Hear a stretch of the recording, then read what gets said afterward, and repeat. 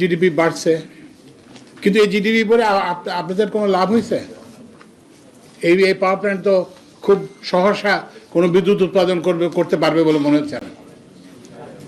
তো এই পাওয়ার প্ল্যান্টটা কি হওয়া উচিত ছিল এখানে? তো আমরা সেটাই, কারণ এই যে বলতে আজকে বলছে আমাদের গ্যাস ওখান থেকে আসবে না, কিন্তু আমরা তো অনেক আগে থেকেই জানতাম যে বাংলাদেশের যে গ্যাসের রিজার্ভ এত, এবং এটা আস্তে আস্তে কমে যাবে, এটা সরবরাহ হবে না।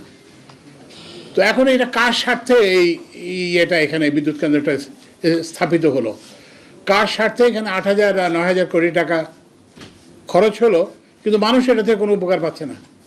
তো এইটাই হচ্ছে আমাদের যে, আমি যেটাকে বলছি উন্নয়নের ভ্রান্তি।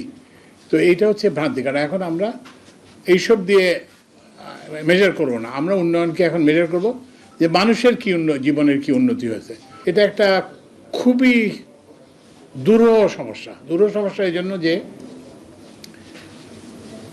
আমি আপনাদের কাছে স্বীকার করতে দ্বিধা নাই যে এটা কোনো সহজ সমাধান নাই।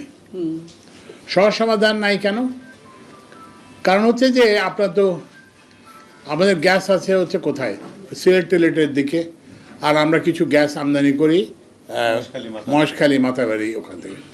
তো সুতরাং এইদিকে তো কোনো নাই, গ্যাসের কোনো নেই। গ্যাসের এখানে নিকটে কোথায় আছে? ভোলাতে কিছু গ্যাস আছে, কিন্তু ভোলাতে যে গ্যাস আছে সেটা অপর্যাপ্ত। মানে এখানে লাগবে কত জানো, 140 MMCFD, কিন্তু ভোলাতে অতিরিক্ত আছে কত, 100-র মতো পাইপলাইন করে। তো এখন সেটাকে পাইপলাইন করে এখানে আনলেও এটা পর্যাপ্ত না। এই জাতীয় উন্নয়ন হতে না হওয়া ভালো ছিল। এই জাতীয় মানে আপনাদের কি বলে যে জিডিপি গ্রোথ, এই জাতীয় মাথাপিছু আয় বৃদ্ধি, কারণ মানুষের তো কোনো লাভ হচ্ছে না। কারণ আমাদের সবার তো হিসাব হয়ে গেছে, এই যে আপনার 18,000 কোটি টাকা তো আপনাদের সবার মধ্যে ভাগ হয়ে গেছে, আমার মধ্যে ভাগ হয়েছে না। তো আমরা তো এখন আমাদের তো বেড়ে গেছে, কিন্তু বেড়ে লাভটা কী হলো? কারো তো কোনো লাভ হয় না। তো ওই জন্য আর কি এখন আমরা এইটা তো, এবং এগুলোর হয়েছে কি যে এখানে একটা অনিয়মের মহোৎসব হয়েছে, এবং এটা একটা আইনের মাধ্যমে হয়তো 2010 সালের জরুরি আইন। তো সেই আইনটাকে আমরা এখন বলছি আমরা এটার প্রয়োগ করব না, উন্মুক্ত প্রতিযোগিতার মাধ্যমে আমরা করব। তারপরে এখন আরও যেটা বড় সমস্যা হয়ে গেছে, এখন এখানে একটা আস্থার সংকট আছে। তো সবার ধারণা যে আমরা আমাদের চাচা মামাদেরকে দিই, ভাই ভাতিজা এরা সবাই হচ্ছে ব্যবসা পায়। আমাদের এই যে অন্তর্বর্তীকালীন সরকার, আমাদের করতে কারো প্রতি কোনো দায়বদ্ধতা নাই, এক্সেপ্ট কাদের প্রতি দায়বদ্ধতা আছে? যারা রাস্তায় শহীদ হয়েছে তাদের প্রতি দায়বদ্ধতা আছে, যারা দৃষ্টিশক্তি হারাইছে, যারা হসপিটালে চিকিৎসাধীন আছে, তাদের ছাড়া আমাদের আর কারো প্রতি কোনো দায়বদ্ধতা নাই। কোনো রাজনৈতিক দলের প্রতি কারো প্রতি কোনো দায়বদ্ধতা নাই, এবং যারা আন্দোলন করেছে তাদের প্রতি দায়বদ্ধতা আছে। তো ওই জন্য আপনারা মেহেরবানি করে বলবেন যে এটা একটা নতুন বাংলাদেশ। তো এখানে কিন্তু সবার জন্য সমান সুযোগ।